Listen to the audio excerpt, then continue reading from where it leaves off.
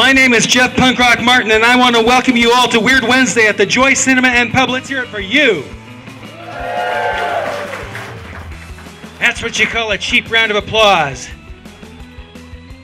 Tonight, we celebrate the fact that of the thousands of entertainment options that Tigard offers, you chose to come here.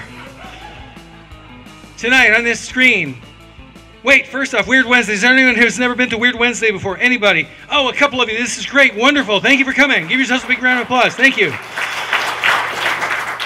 Well, as we like to say at Weird Wednesday, you get what you pay for. Tonight on this screen, let's hear it for the wonderful Lon Chaney Jr. in Face of the Screaming Werewolf. Let's hear it.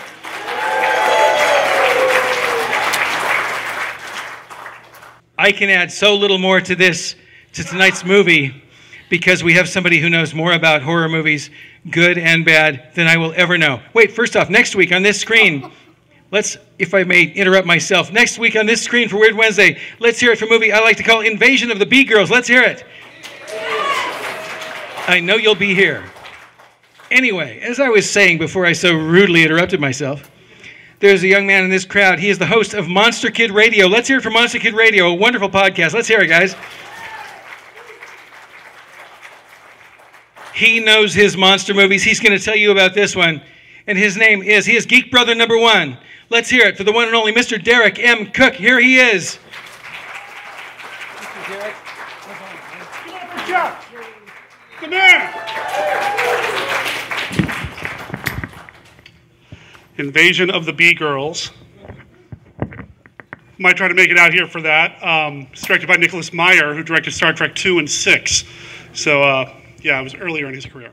Anyway, you got your Mummy in My Werewolf movie, or you got your Werewolf in My Mummy movie. We're talking about Face of the Screaming Werewolf tonight here at the Joy Cinema, and I'm thrilled to be here to watch it with you guys and gals. Like Jeff said, my name is Derek M. Cook. I'm the producer, co-host. I am the host and producer and writer and all that other stuff of Monster Kid Radio, which is a podcast that I produce less than 10 minutes from here at my home. It comes out every week, and we talk about the classic and sometimes not so classic genre cinema of yesteryear. And last week, we just celebrated episode 400. So we've been going for a little while, and I'm having a blast. We're not stopping anytime soon, except tonight I should be at home working on episode 401. Instead, I'm here. I don't know if I made the right choice. We're going to find out by the time the movie's over. How many people here have seen this movie before? Oh boy, one hand. All right, let me maybe kind of back up here. Did you guys have a good Christmas, a good holiday? Yeah? And you're going to ruin it by what? Okay. Okay, you know, I'm kidding. Actually, on Monster Kid Radio, we're all about celebrating these movies and finding things that we love about them. And yeah, this one might have some dodgy production values and some really odd editing choices I'll tell you about here in a second. But the bottom line is, it's hard for me to find a Lon Chaney Jr. movie that doesn't make me smile in one way or another. This is not The Wolfman, okay? This is not the quality Universal pictures that he's known for in the 40s and then a little bit into the 50s. I mean, Lon Chaney Jr. is the guy at Universal Studios that played the most monsters in their iconic monster movies. He did The Wolfman, of course, but he played Frankenstein's monster once. He played Dracula instead of Dracula, and he played the mummy, Karis, not Imhotep, 3 times. So, I mean, he's got all this monster stuff under his belt, and he loved some of them, like playing The Wolfman. Didn't like some of them, like playing the mummy, because the mummy, he just hated the makeup, being kind of bound up in all those wrappings and all that. Wasn't very comfortable. Whereas with the Wolfman, he really kind of found something to sink his canine teeth into. Sorry. Anyway, you're going to get the best of both worlds, at least according to Lon, in this film, because you got werewolves and mummies. Now, this movie was produced by a guy by the name of Jerry Warren. Is anybody familiar with what Jerry Warren used to do? Okay, so Jerry Warren was one of these guys who would find, well, he started making movies normally. You know, he started working in the 40s, I think maybe even further back than that. But after a while, it got to be, I don't know, maybe too difficult for him. So he started bringing in movies from other markets, specifically the Spanish-speaking market down in Mexico, and then dubbing them and releasing them up here. And then eventually that, you know, didn't quite work out as well as he wanted to, so he started bringing up movies and shooting his own footage and putting them into his movies. Face of the Screaming Werewolf is made up of 2 films. I think I can get them right. One's an Aztec mummy film, and the other one is Spanish for House of Terror. I don't speak Spanish, so I'm not even going to try. But these are 2 Mexican monster movies, one that does star Lon Chaney Jr., that he bought the rights to, brought up to the States, recut, dubbed, and then shot some new footage and put it all together to make Face of the Screaming Werewolf. It's kind of a mess, but it's a fun, glorious mess, and I have so much fun, like I said, watching Lon Chaney Jr. And really, if you think about it, I mean, that takes some creativity, right? To take two movies and then kind of remix them a little bit and put some... I might be giving this movie a little bit more credit. But the bottom line is I enjoy the movie, and I'm really thrilled that Jeff allows me to get up here and kind of talk your guys' ear off a little bit about these movies before we show the films. I'm going to go ahead and wrap up here. Again, you can find me at monsterkidradio.net. That's the main website for the podcast. I'm also on Facebook and Twitter, and I mean, just Google Monster Kid Radio. I'm going to come up. And like I said, we put out new episodes every week. Instead of episode 401 going out this week, though, even though I should be doing that now instead of watching this, we're going to put out a recording of, well, this. And then after the movie, I'm going to get together with a couple of my friends in the back and probably chat a little bit about the film. So if you see us recording, come by and say hi. Let us know what you thought of the film. Again, thank you to Jeff. Thanks to The Joy. Thanks to you guys and gals for making this part of my holiday experience here at Weird Wednesday. And if y'all are ready, and if Jeff is ready, let's start the show.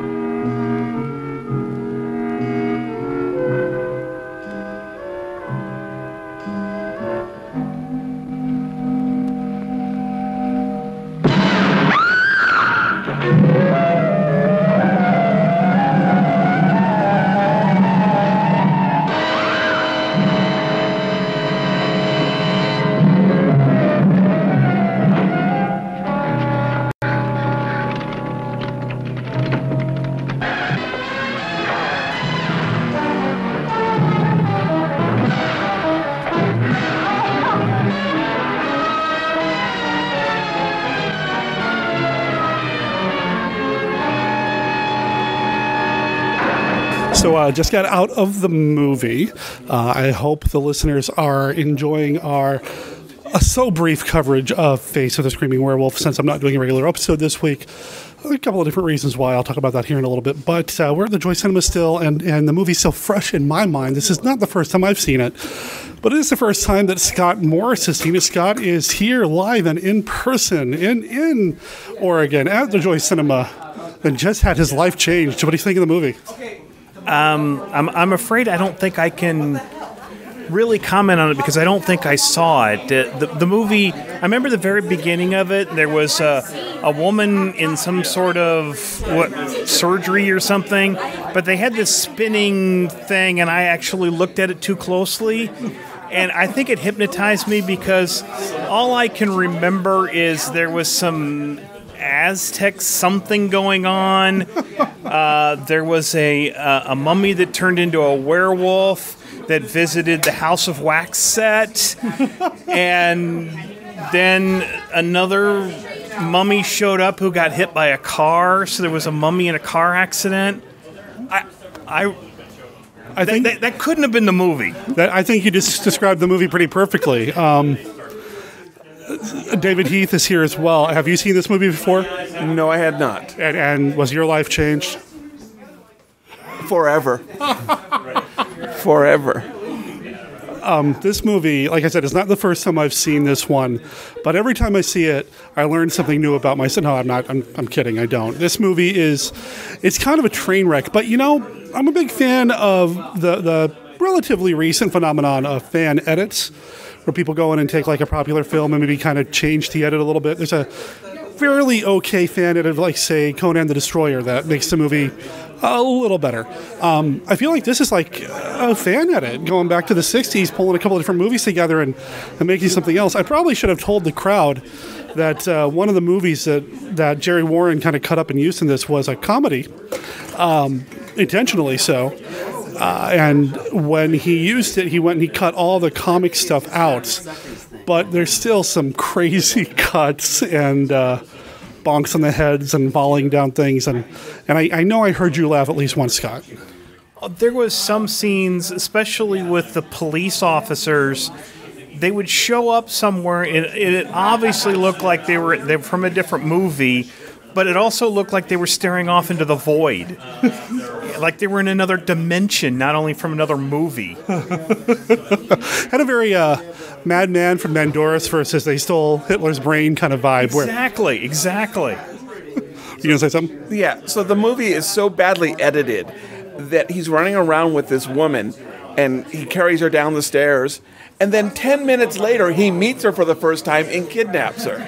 I'm sure those were cut on the wrong out of sequence. The whole thing is it's a glorious mess, and it's kind of hard to see. I don't think there's really a good transfer or print of this in existence anymore. Jerry Warren was not one for archiving a lot of his material. He's kind of a show it, get some money out of it, move on to the next one. Well, I get the impression that this was probably done on the cheap. I bet it looked like this after he was done with it. Oh, I'm sure. Yeah, it was definitely done on the cheap. There was a quote, and I'm not going to get it out right now. I'll get it out in the car, but there's a quote from Jerry Warren talking about his philosophy toward making these kinds of movies, which are basically get as much money as I can, make the movie, maybe make a buck or two. Yeah, it's probably not fair to the public, but, I'm going to make another movie. So that's kind of like the vibe I get from this thing.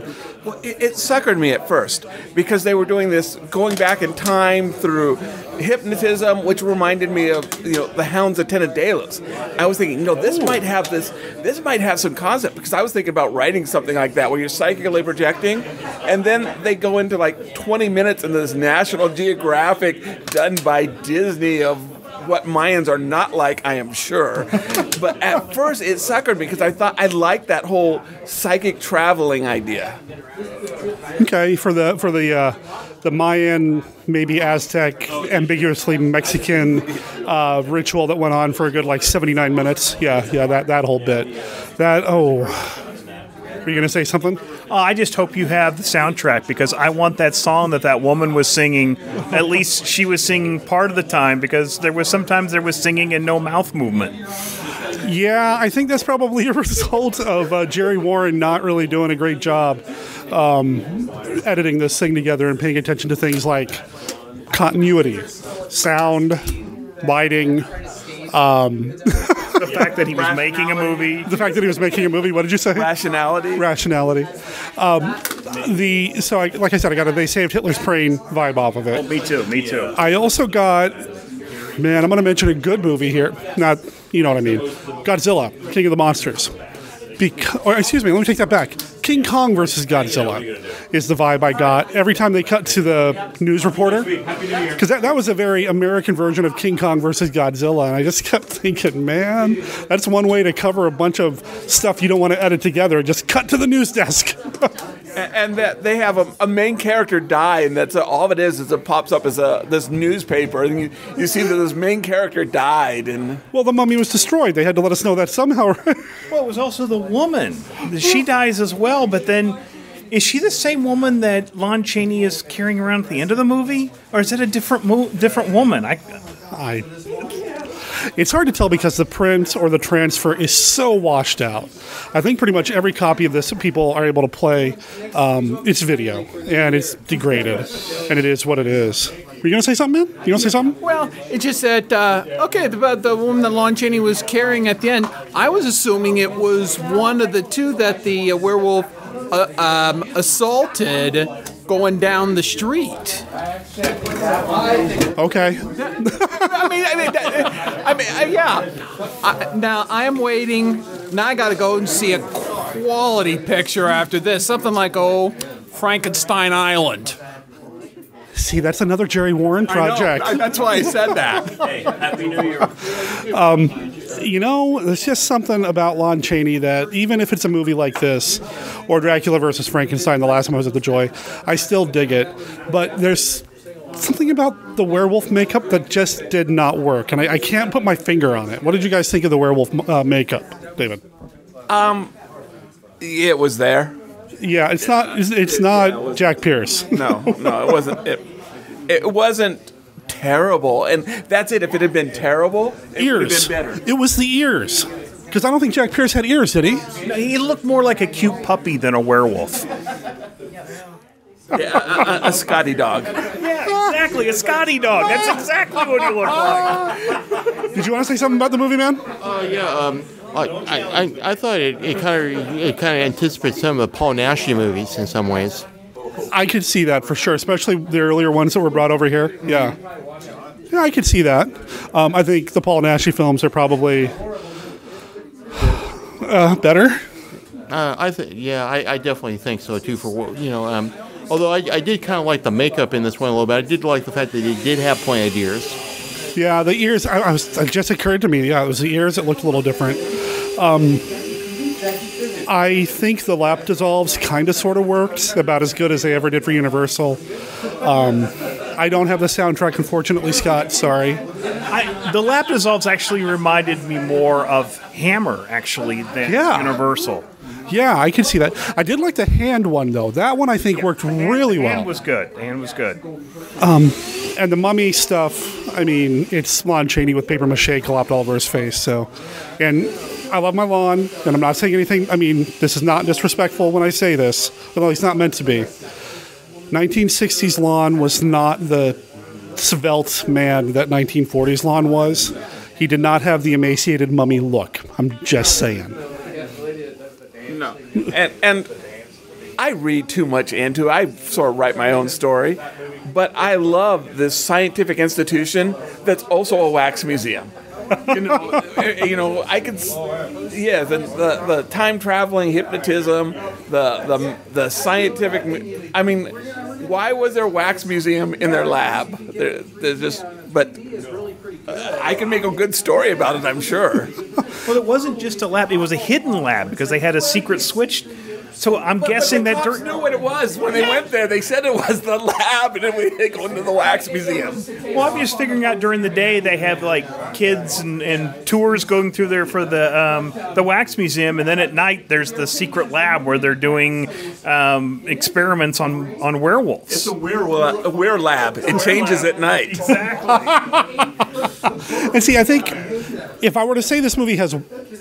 Okay, it's got a lot of flaws, but if I were to say this movie had like one fundamental flaw, is that it reminds you of other movies that are better produced or better made. House of Wax, The Wolfman, any of the Mummy movies, even any of the Aztec Mummy movies, I think are enjoyable. This one does have some serious pacing issues, long stretches with no dialogue. I think you only hear Lon Chaney speak once, and that's just him going, ugh, as he's coming out of a werewolf attack.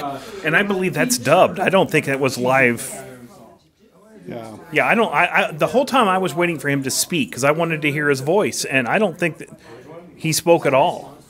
I agree. And then even going back to reminding you of other movies, some of the sound effects are from Forbidden Planet. So, I mean, come on. I know I'm kind of being a little down on the movie, and I hope people know this is just coming from a sarcastic point of view. I still enjoyed my time here. Has it ever been on Mystery Science Theater 3000? No, I have never seen this in any form whatsoever. And I had a blast watching this thing. I had no idea what to expect. I'd never even heard of this title before you told me what we were going to see tonight. And I had a blast watching this thing. It's not good. I would not recommend this. If you were going to sit down and pop it into a DVD player and you're sitting by yourself, no, don't watch this movie. But if you're coming to a theater with like-minded people that are looking for a good time, this was fun. That's the theater zeitgeist.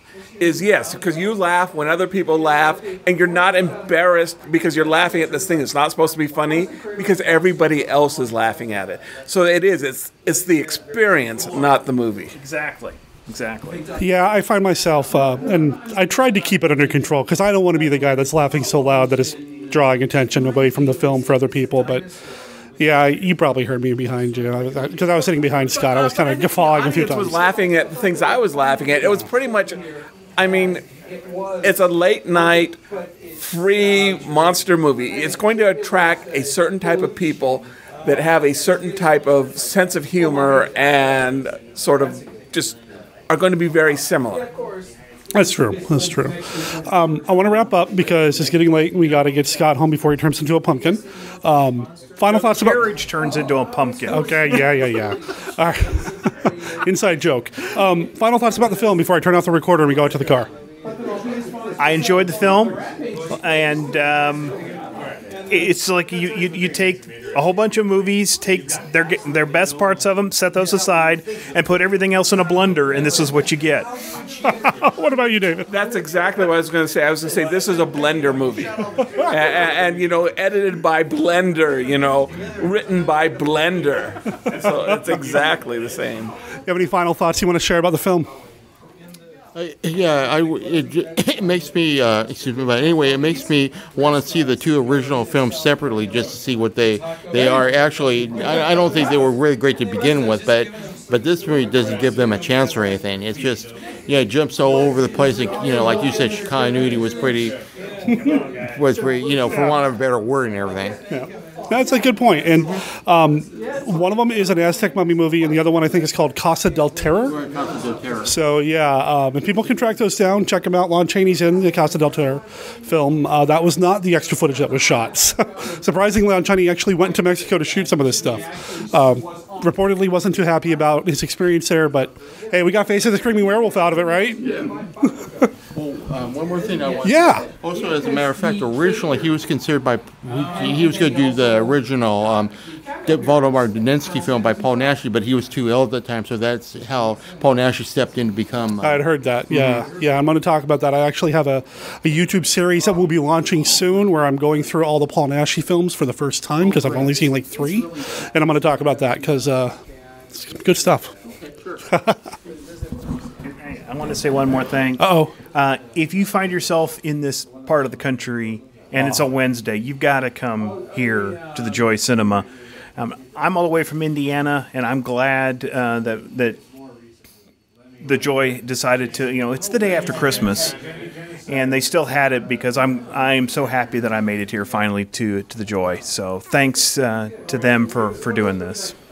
One last thing, too, is I have, in the last 5 years I've been here, I have this feeling that Portland is becoming a generic big city, a lot like Seattle is and San Francisco is.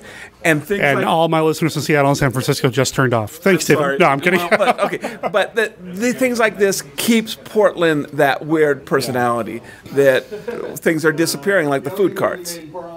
That's because Jeff Punk Rock Martin knows how to put on a good show. He didn't hear me. Okay, I wanted to do one more thing in the car before we head home, because this is pretty much the episode people are going to be getting on Wednesday night, Thursday morning. There was an interview that Jerry Warren gave to Tom Weaver, friend of the show, and I wanted to read this quote. "I'd shoot one day on this stuff and throw it together. I was in the business to make money. I never ever tried in any way to compete or to make something worthwhile. I only did enough to get by so they would buy it, so it would play, and so I'd get a few dollars. It's not very fair to the public, I guess, but that was my attitude. You didn't have to go all out and make a really good picture." Does that change your thoughts on the film? I would say he succeeded. So this is the episode people are getting this time around. It's not episode 401. What's going to happen, just so people know, is episode 401 will actually be coming out next week. What you're getting now is kind of like a little special thing. And then there's going to be another special thing coming out within the next few days where we're going to be catching up on a bunch of feedback on the show with Brenda, and Scott and his wife Tracy have agreed to join us for that as well since they're still in town and staying at our place. They got to earn their keep somehow. So I'm going to put them on the show. Not that it was much of a fight to do it. Scott's a pro of this stuff, as is Tracy. Anyway, that's what you're going to get. And then 401 will be coming out next week where we wrap up our Dark Shadows coverage. And Steve Sullivan will be happy to know that that means there's a little bit of January. It's not just Dancember, because 401 will be coming out in January. So Steve wins. Anyway, this is it for Monster Kid Radio. Monster Kid Radio is a registered service mark of Monster Kid Radio LLC. All original content of Monster Kid Radio by Monster Kid Radio LLC is licensed under a Creative Commons non-derivative something 3.0. Man, I thought I had it down. I really thought I had it down. I was impressed. I thought, wow, he's professional. Monster Kid Radio LLC. It's Creative Commons. It's on the website. Check it out at monsterkidradio.net. For David, for Scott, I'm Derek, and we're out. Talk to everybody in a few days. Ciao.